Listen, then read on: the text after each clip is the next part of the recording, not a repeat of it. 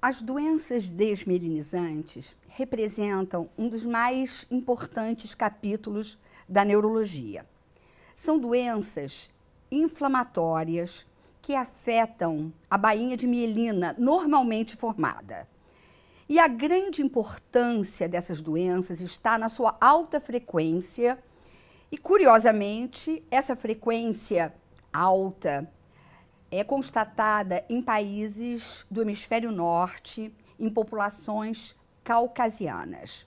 E foi justamente na França, no final do século XIX, que essa doença foi descrita pela primeira vez.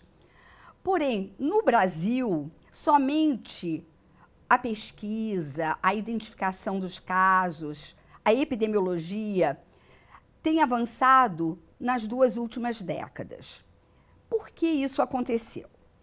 Ou seja, o Brasil é um país quente, tropical, com uma população altamente miscigenada. Até aproximadamente a década de 50, dizia-se quase textualmente que essas doenças, e a mais frequente delas é a esclerose múltipla, não existia em brasileiros, somente em imigrantes que aqui morassem. A dificuldade do reconhecimento desta doença é porque o diagnóstico é baseado em dados clínicos. E somente há 20 anos, um exame, que é a ressonância magnética, permitiu a identificação em vivo das lesões que afetam a substância branca do cérebro e da medula. Ou seja, com a introdução da ressonância magnética, isso, não só no Brasil, como no mundo todo, ocorreu, nos últimos 20 anos, um aumento, uma expansão do reconhecimento da doença. Tenho trabalhado com doenças desmielinizantes praticamente por todo esse tempo e tive a oportunidade de poder descrever no Rio de Janeiro, no Ministério da Saúde, no Hospital da Lagoa, os casos iniciais dessa doença em pacientes negros. Julgava-se que essa doença não podia afetar negros, ou isso não acontecia.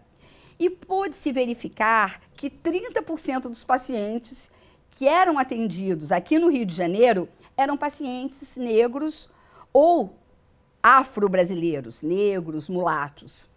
Enfim, então, um acúmulo de informações sobre a doença no Brasil foram chegando através de estudos epidemiológicos que foram feitos no Rio, em São Paulo, Belo Horizonte, em diferentes estados, provando, então, que a doença podia ocorrer em populações miscigenadas e ocorria no Brasil. Embora ela seja entre nós de baixa prevalência, um trabalho de São Paulo atribui 15 a 100 mil a sua prevalência, e estudos no Rio ainda não foram completamente feitos, mas certamente não chegarão a uma prevalência maior do que essa. No entanto, se nós multiplicarmos isso pela população brasileira, é um número significativo de pacientes. E o que vem acontecendo também nessas últimas décadas em relação à esclerose múltipla? É que novos medicamentos surgiram, porque até cerca de 15 anos atrás, nenhum medicamento existia que modificasse o curso natural da doença. Mas a pesquisa, e essa pesquisa investindo muito, justamente em países do hemisfério norte, pela quantidade de pacientes caucasianos e jovens que têm a doença. Então, isso impulsionou a pesquisa de uma série de tratamentos e muitos já são utilizados, inclusive são dispensados como medicamentos de alto custo pelo próprio Ministério da Saúde. Ou seja, o interesse pela esclerose múltipla, que é a principal das doenças desmielinizantes, ele se firmou nessas últimas 2 décadas.